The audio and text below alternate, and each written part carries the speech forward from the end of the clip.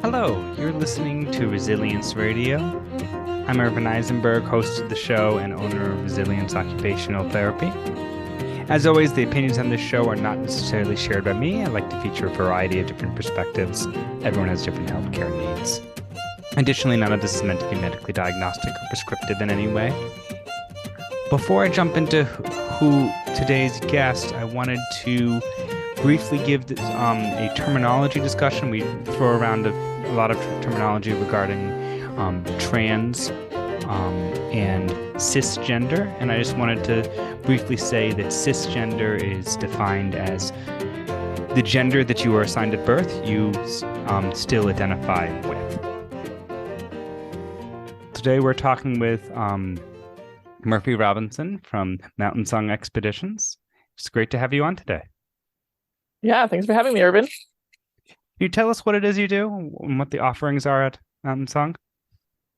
Yeah, Mountain Song Expeditions is a wilderness skills school, and we specialize in serving marginalized genders. So that's women, trans people, non-binary people, all that sort of thing.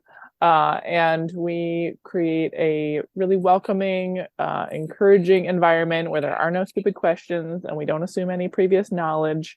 And we assume competency. We assume that everyone is totally capable of being competent in the skills we're teaching. And that assumption is very self-fulfilling. So we break things down in a really learnable way and hope that people walk away with some really useful skills, like how to use an axe to chop your firewood, how to use a bow and arrow, how to hunt for local meat to add to your diet, things like that. Okay. And can you tell us a little bit about what brought you to this work? Well, it's really the work I've been doing my whole adult life. You know, I as a kid, I spent a lot of time outdoors, and I had rather indoorsy parents, so I had to seek out other places like the Girl Scouts to learn some outdoor skills and really get out into the field. I really got into it in college with like outing clubs, that sort of thing. And my first job out of college was a summer camp job leading wilderness trips.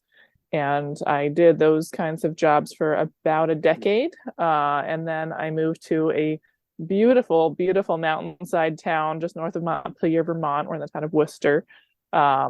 And there was not already a wilderness skills school here for me to work for. So I decided I would start one, and start one that focused on a population that I felt was really underserved. You know, I hear from folks all the time, like, oh yeah, I'm non-binary and I really need a safe space that'll, respect my pronouns and consider me worthy of being in the space. And I've called around to all these different wilderness schools, and none of their sort of like staff education levels around that stuff seem really safe, but this seems like a safe place. So I think we're filling a need.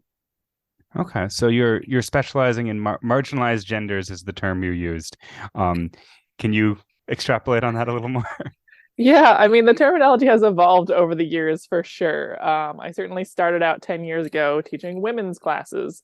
That was back when I identified as a woman, so that was kind of simpler. And, you know, even at that time, we were always inclusive of trans women, anyone who considered themselves a woman.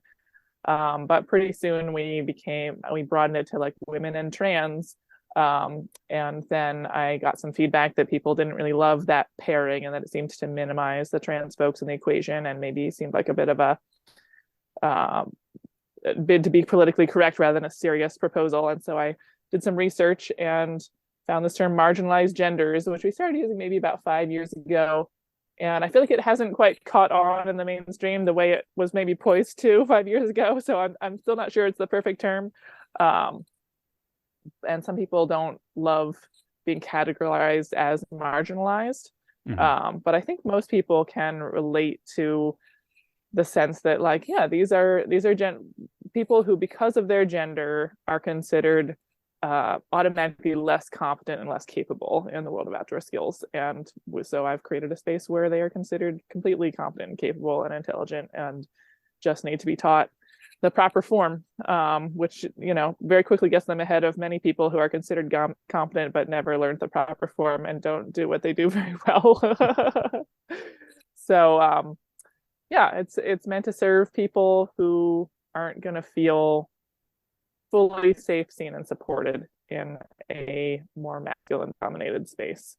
Although it's not that my spaces are free of masculinity, because I also run Vermont Transmasc Camp, which is a space particularly for transmasculine people, trans men and non-binary people who identify as transmasculine.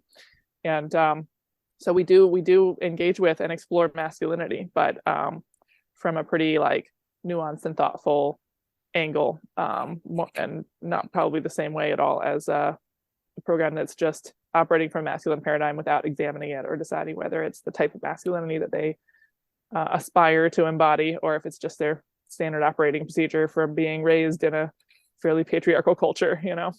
Mm-hmm.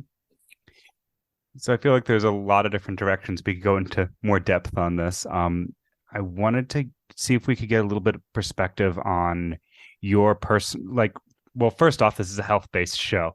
So what is the benefit in your mind of, be it specific genders or in general, what is the benefit of doing these wilderness skills? That's a great question. There's so many benefits. I mean, there's all kinds of research that just being outdoors in nature improves our health, and that getting exercise and moving our bodies improves our health, and that doing things in collaboration, gathering in community and socializing with other people improves our health, especially after like the big lockdowns we experienced during the early pandemic. I think we've all come to appreciate those kinds of spaces even more. And there's also a lot of research on the ways that, particularly if you are of a marginalized gender, such as transgender or non-binary, having a really supportive space where you can see yourself reflected in other people and you can feel deeply respected is very, very healing. Many people are familiar with the statistics we have on transgender people in general, and certainly transgender youth being much more vulnerable to suicide and to poor mental health. And there's pretty good evidence that that is entirely because of the unwelcoming environment they find themselves in. It's not innate to being transgender. It's being transgender in a cisgender world that does not acknowledge you. So being able to provide a safe space, especially that I now identify as transgender and transmasculine, and a lot of people are really excited to learn from someone who fully understands that experience and has embodied that experience, because they feel like their questions and their insecurities as a transgender or transmasculine person will be really understood, and they won't just get like kind of a nervous blank stare from their instructor when they ask certain kinds of questions. Mm-hmm. So when I first met you and learned about Mountain Song Expeditions, it was definitely sort of, there's that woman who does the Huntress courses. Can you speak to what you were then, as far as your business and what you were focusing on, and then where you are now, and obviously the personal changes that have gone along with that? Yeah, it's been a wild ride to be in gender transition while also running a highly gendered business, kind of based on my gender, which is changing. So that's added I think honestly it delayed my transition longer than I would have if I had just like had a totally neutral job where I was not representing a gender in a certain way. But I know that when I was presenting as female and using she, her pronouns, and presenting myself as a huntress in teaching hunting skills, and like huntress was like the key word of my business, really, that was really valuable for a lot of people. And I got feedback all the time how much it meant to them, to women, to be able to learn in that kind of environment and to see another woman in leadership and as an instructor, and being able to relate to that and like aspire to that in a certain way. And so I felt honestly, I felt like I owed it to my students to keep being a woman, even after the transgender feelings started to arise in me and get stronger and stronger, and I started to understand myself in that way. And it took a couple of years off of teaching for me to allow that truth to come into reality, for me to be fully expressed. I took a year off to do a wilderness sabbatical, doing a lot of canoeing and subsistence travel, living off the landscape in Minnesota and in the Northeast. And during that year, was when my my transgender awareness of myself really arose, and scared me terribly. I was like, oh no, what am I going to do with this? I've just built a whole brand around being a woman who's doing badass skills. And then when I came back to start teaching again, pretty quickly the COVID lockdown started, and so then I had another like 2 years basically of not teaching much or only teaching online.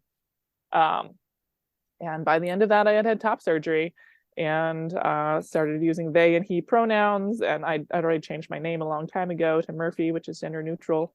But yeah, really started coming into my trans masculine self. And which, is a journey that's still unfolding. I may or may not decide to go on hormones and things like that. But I did feel like I was kind of abandoning my former students in some ways by abandoning my own former gender. But I had some very good friends who really encouraged me to be true to myself, and who told me that they thought my business could hold that narrative, and that would also be something people could relate to, maybe different people, and that that living my truth was the most important thing. It wasn't going to like serve women very well if I was not living my truth.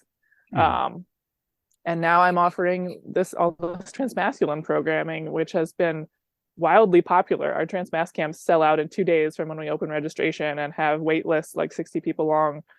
So clearly there's another population that can use the safe space and supportive types of instruction that I'm trying to build. So that's been an adventure, to have a gendered business that is necessarily following, sort of tracking my own transition, because I'm the main employee and teacher and instructor and administrator at my business. It's kind of a one-person show. I have different collaborations with different people, but it just made sense to transition things along with my own journey, and it's going pretty well so far. So I wasn't sure if I was going to bring this up today because I couldn't get the video clip, but when I came across and sort of in mass media after already knowing you, in watching Orange is the New Black, there's a scene where the main character is not in prison during the scene, but is attending a women's archery retreat camp or whatever it might be. And I was watching it and thinking, wow, I didn't realize this was a cliche in mass media. I knew this is this thing that Murphy was doing out there with the Huntress work. And then to discover later on that it might not be as mainstream cliche. Could you pick it up from there as to how this came about? It was not a coincidence, no. Although it was a surprise to me as much as to anyone else. But I've had a few different people in my life be like, Murphy, did you see that episode of Orange is the New Black? Is that based on you? And I was like, I have no idea what you're talking about. I've never watched that show in my life. But eventually I did go and watch the episode, and I was like, wow, that's my hunting class. They just portrayed a like spoof version of my hunting class and a spoof version of me as the instructor on this show. And I laughed all the way through it. I really loved it. I thought it was great. But it took me a while to figure out what the connection was, but it turns out a few years earlier, I had taught a version of my Huntress Intensive course in California. There was a woman who grew up in Calais, Vermont, who now lives in California, who saw my poster when she was home visiting her parents, and then invited me out to California to teach there, which was really cool. I never taught hunting in California before. I don't hunt myself there, so we were able to collaborate with a local hunter, and it was really cool. We had the class in an almond orchard. It was just very different than what I do on the East Coast. And I think there were maybe like 6 women in the class, and we did some archery and some tracking and all this different education around hunting skills. And it turns out that one of the women in that class, unbeknownst to me, is one of the showrunners of Orange is the New Black, I think one of the creators of it. And so she used the material she had gained from attending that course, and she just stuck it in her show. And I did once I figured that out, I contacted her and I said, oh, I saw the episode. I thought it was hilarious. And her only reply to me was like a smiley emoji. So she's probably, for legal reasons, not supposed to comment, I'm guessing. But I did also eventually get connected to the actor who played me, basically, who played the hunting instructor in the show. He's this amazing like butch non-binary actor, and was able to have a little chat with them on Facebook, and we kind of congratulate each other for both being badass at what we do. But it was not something I ever expected starting to run hunting classes, that I would end up spoofed on a national TV show. And of course, these are my own perceptions on gender and such. When I first watched that, I thought that they were portraying you as more masculine than you were presenting at the time, and I was thinking maybe they knew something none of us had sensed yet. and now I would definitely think of I think of you as more masculine than that character in the show was presenting at the time. So it was interesting to to see that. But could you speak to sort of and this is not where it doesn't sound like where your business is now, but speak to the huntress archetype and what it is you were teaching and what that class might have looked like then. Just this year I renamed that class the Hunting Skills Intensive, which doesn't have nearly the same ring as Huntress Intensive. Huntress Intensive is just a cool name, and it's really, really alluring to people. But I just was feeling that that name was starting to prevent people who needed that information from signing up for the course, because it is so gendered. So I might change the name again, I don't know. But the Huntress Intensive has been one of the core like flagship courses of my business for a long time. And it's a course to teach people of marginalized genders to become deer hunters. And I actually have run all genders Huntress Intensive several times too. So there are also men who've been through my course. And it's basic deer hunting skills, assuming no prior knowledge of any kind. And it's a very jam-packed course. It's like 2 12-hour days, including an early morning mock hunt and an actual goat slaughter that we do. I mean, we don't actually hunt a deer in the class, but we learn, one of the main things my students want to learn is, what do I do after I shoot the deer, So we do a like prayerful, mindful goat slaughter in the class, and then that goat teaches us about skinning an animal and quartering an animal and gutting an animal and all those things that you need to do to responsibly use all of your harvest if you have hunted. So that huntress name kind of harkens to the huntress archetype. There are many like huntress goddesses in European folklore and myth, such as Artemis and Skadi.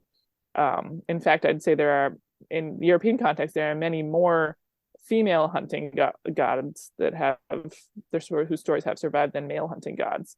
And I think that is a cultural clue to us, that like hunting was an acceptable role for women in those cultures at one time.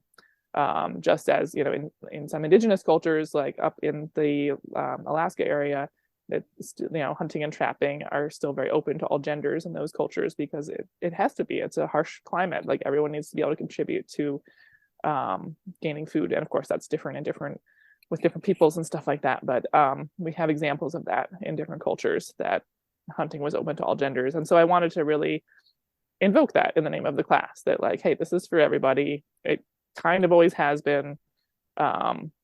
We've been going through a stage where particularly women are like infantilized and considered incompetent at things, but we're sure coming out of that in the past 100 years in a real strong way, and this is part of that reclamation. Somehow you're talking about women being infantilized, and I believe I linguistically got this right. The word girl used to just mean child, and actually specifically was for male children. And then I believe, and I might have this wrong, I believe it sort of became the patronizing sort of the term for infantilizing to begin with, that the word girl went from male child to, well, that he's a young man, he's not actually a girl, he's not a young child, and became what we use for young female children, and then now often is used just more colloquially for women in general as girls, which is just interesting that that's actually like young boy. But that's interesting. I don't automatically have a place to reference that information in my studies of Old English, but I I did not study specifically gendered language, so there could be something to that. And that was like, me listening to Away with Words on NPR. So definitely doesn't come from a personal study like your study. So we've talked about the archetype a little bit, and the huntress archetype for the sort of the earlier days of your business. Could you speak to what this the transmasculine camp? Are there archetypes you're drawing on, and what skills are being taught at that? That's a really good question, right? I mean, I think one of the big contradictions of the transmasculine experience is that we feel something in ourselves that calls us to express masculinity in our personal selves. And we also have experience living as assigned female people in a patriarchal culture and experiencing masculinity around us as really toxic and harmful. So there's this puzzle of like, how do you step into masculinity without stepping into being that toxic person? And there's like so many levels, like it's very complicated to learn to be a masculine person in society, like and to learn to minimize and counterbalance the harm that can create. And it's given me a lot more respect for the like wonderful men in my life that they've like struck that balance now that I'm trying to kind of like figure it out myself a little bit more, because it's complicated. But I'd say in Transmask Camp, the basic philosophy of Transmask Camp is that there's no right or wrong way to be transmasculine. And if you felt called to this space, you belong here. And we, like at the first Transmask Camp last year, we had people between the ages of like 18 or 19 and like mid 60s.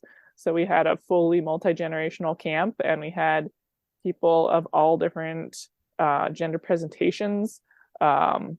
We had people who are on hormones and who are not, who decided to have surgeries and who didn't.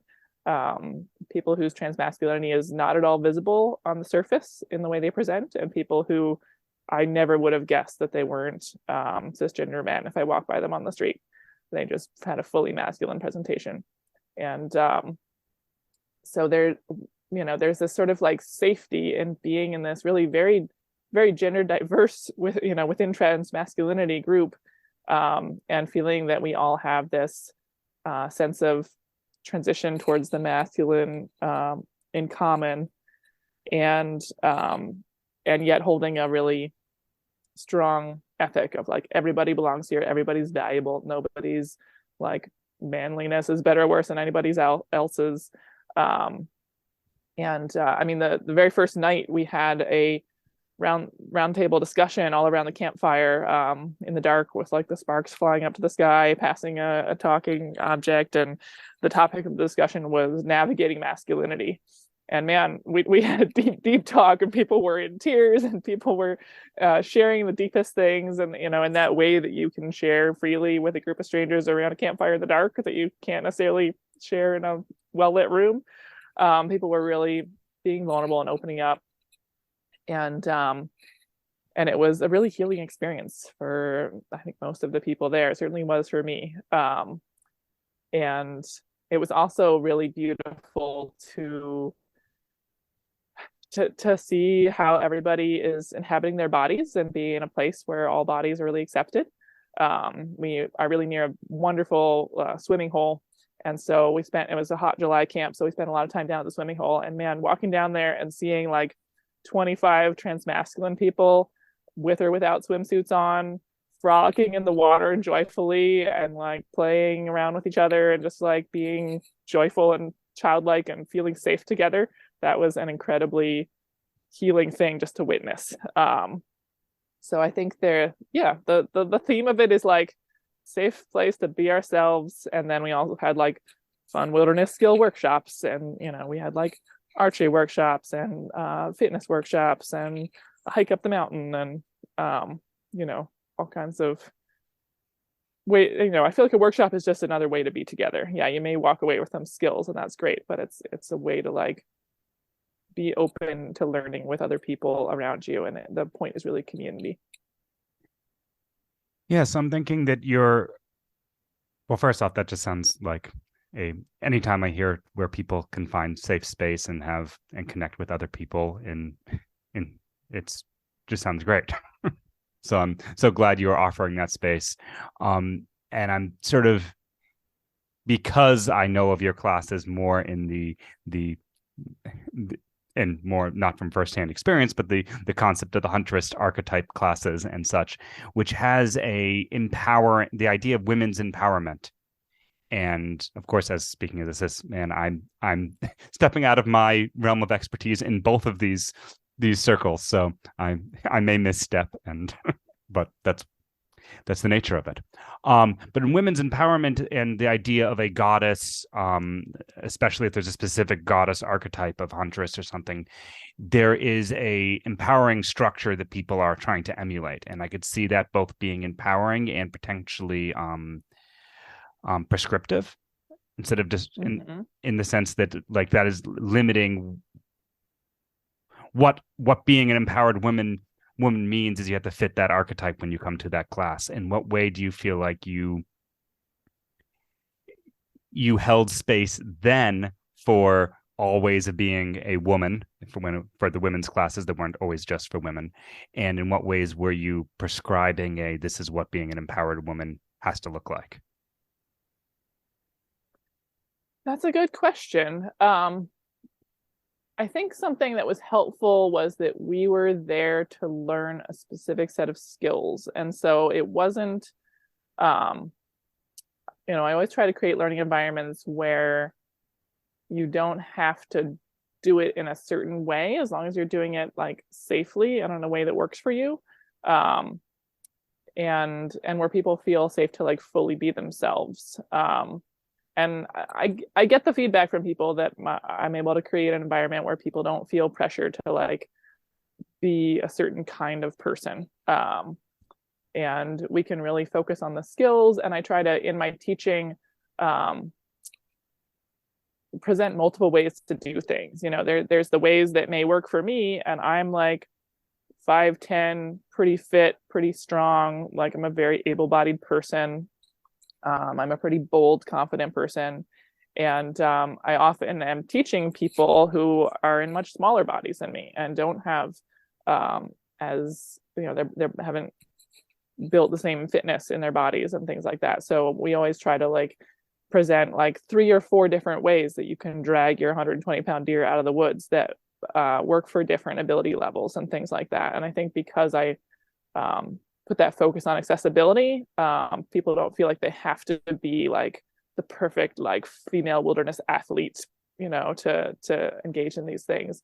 I also put a pretty big emphasis on doing things with other people. And that is something that is more typical of like quote unquote women's classes than like the male dominated wilderness skills world. I feel like the male dominated wilderness skills world focuses really on like personal proficiency and like I have to embody these skills myself in perfect ways, whereas in a less masculine space, or that's not even the word I want to use, but like a less competitive space, I guess is what I mean. We can focus on the ways that as a community, we all have different strengths and we are stronger together. And so I always encourage people to find friends to hunt with, find a community of people to hunt with, either like in person side by side, or like people that you have a group chat with and you check in every night, like, oh, how was your hunt on opening day, that sort of thing. But like I found that for both men and women, social support is and everyone in between. Social support is the number one indicator of like hunting success. Like if the people in your life fully support you doing this and like actively encourage you, you're going to have success. And if the people in your life think it's really weird and disturbing that you want to become a hunter and like won't talk to you about it, you're not going to have success, because you're not going to be able to like get yourself out there because you don't have the support. And hunting is an extremely like, it requires a lot of patience and a lot of hours of sitting in the cold, and it's like very demanding and rigorous. And even if you're not hiking up mountains, even if you're just sitting in a tree stand that's easy to get to, it's still just very demanding on the body, and you're not going to persevere with that unless the people in your life encourage you. So I think that the archetype that I've been promoting in my hunting classes is like hunting as a part of your family group, as a part of your friend group, hunting in community versus like becoming the like life athlete who runs through the forest with her bow and takes down the deer with one shot, you know. Yeah, that's my goal anyway. Okay. And then a little bit more concretely, what is the difference between, what are the transmask camps? What skills are being taught? Well, we had our first 2 camps last year, and the first one I had a group of 4 organizers, and each of us taught 3 classes. And we had like blacksmithing and archery and axe skills and like fitness for pre-top surgery and fitness for post-top surgery and just a whole bunch of different cool stuff. We had a dance party and a talent show. And it worked really well for us to have a tight teaching team that first time because we were still figuring out what this event even was. But we had a second one in the fall because the demand was so fierce. We were like, well, these people really need this space. We better run another one this year instead of waiting till next year. So we ran one in October, which was kind of cold and rainy, but people still had a remarkable amount of fun.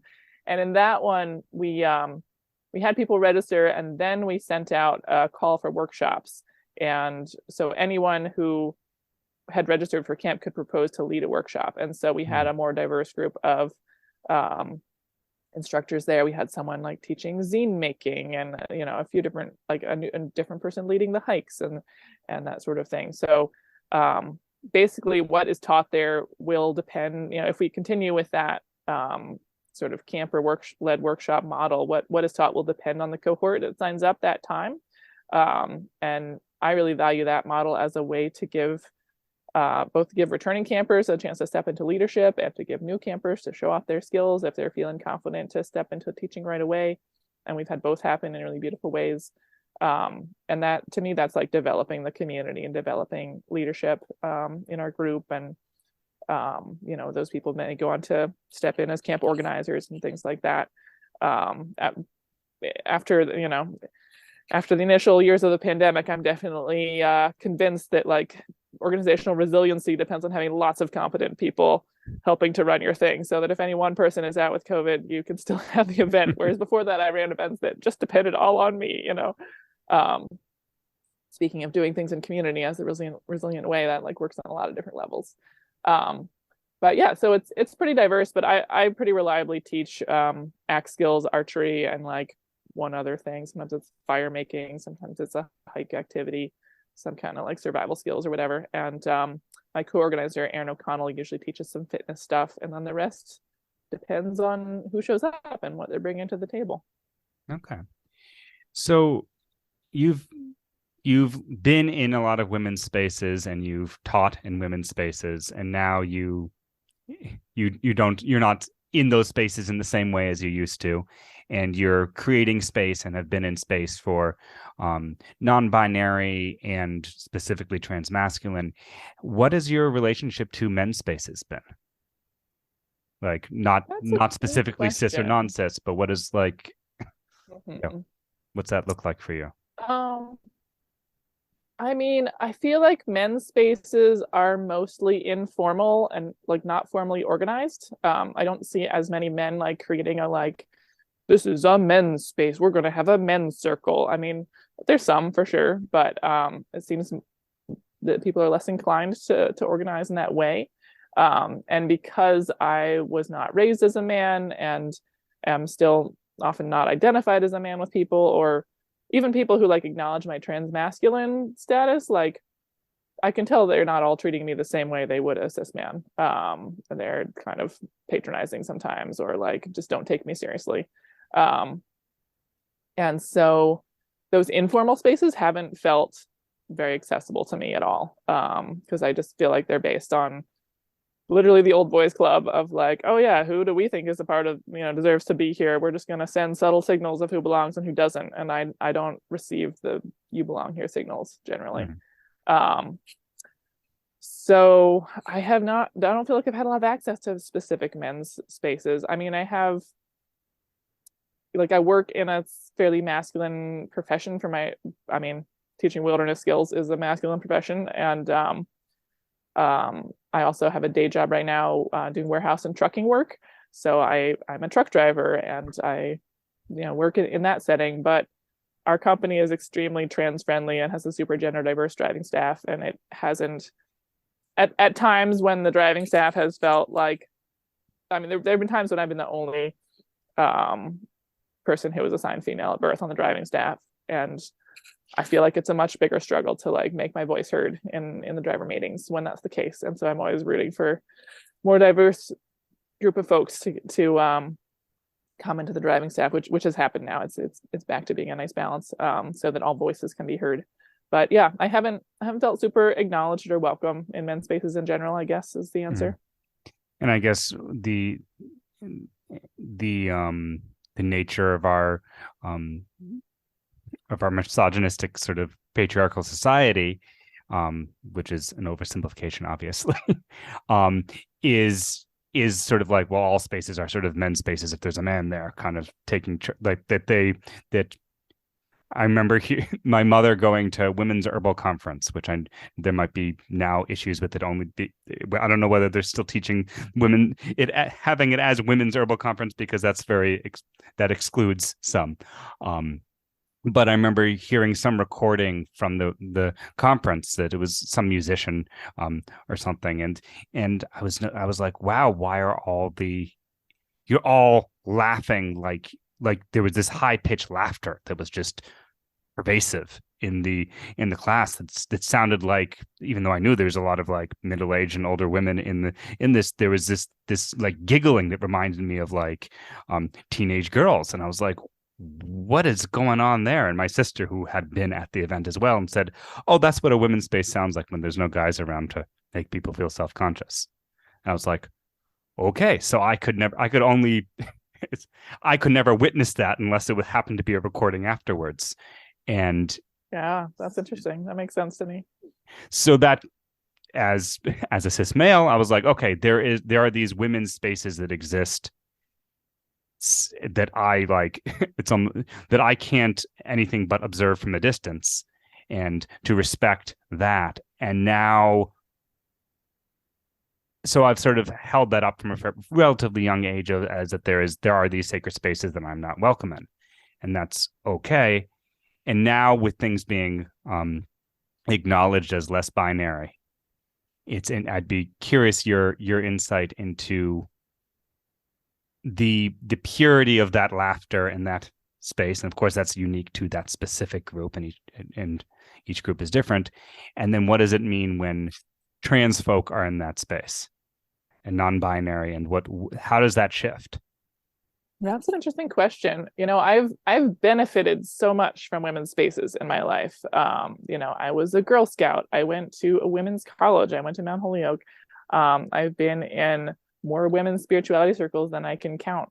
And I think the things that I valued about those spaces was the sense of like safety and acceptance and sisterhood. And that all, it just felt so, you could just let your guard down, and you could just trust each other, and you could smile, and you could laugh, and all of those things. It felt like such a non-violent space. I mean, I've also been in women's spaces that felt very emotionally violent and things like that, but the ones I was in were pretty good ones.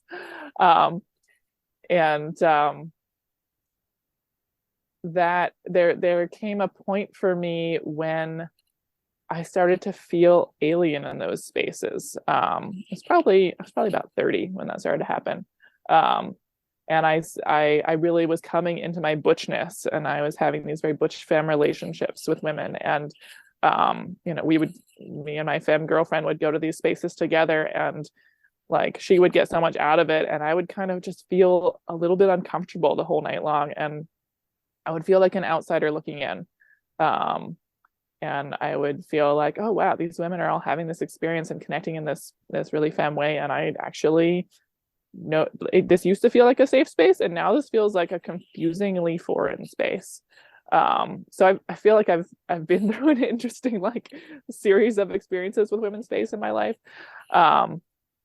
And I certainly, I think my first few experiences in more transgender specific spaces, I felt very nervous and very like not skilled enough in all of the concepts and vocabulary that were being used. And I felt intimidated. But that has come to be a much more comfortable space for me. I mean, I still think I'm pretty chill about all the like vocabulary type stuff in a way that like isn't always considered cool. People sometimes want you to be really militant about that. I'm kind of just like, let's be nice to each other. But so there is like each space has its own flavor. And also like in men's spaces, and I'm using the term very broadly, like I'm thinking of like the men's restrooms that I use in my truck stop, during my job. I use the men's restroom because I scare people in the women's restroom. And I don't usually get clocked as trans in there as long as I wear a COVID mask. And just the casual sort of like nods or the like vague sense of respect that I see in people's eyes in that space feels really different than how I'm treated by men when I'm being perceived as a woman and things like that. So just, I don't know, there's like the flavors of these bits of different gendered spaces that I get are so interesting to compare. And when it comes to bringing trans people to these spaces, like I want trans people to be welcome in the space that they feel fits them. And I think that the two big hangups that we have as a culture really tell us more about how we see cis people than about how we see trans people, because our big hangups in the wider culture are that trans women are seen as potentially violent, all this sort of bathroom bill stuff about like trans women are just men who want to sexually harass women in their restrooms. Like the trans women I know are like feel very under threat in women's restrooms and are definitely like the most vulnerable person in the room, but what that tells us is that we think that trans women are men and we think that men are sexual predators, and that's like what we think in this culture, and we're just projecting that on trans women. And trans men are treated as if they're confused. They don't know what they really want. They're sort of patronized, like, oh, that's cute, you're trying to be manly, but like you just failed as a woman and felt bad about it, so you decided to take testosterone or something like that.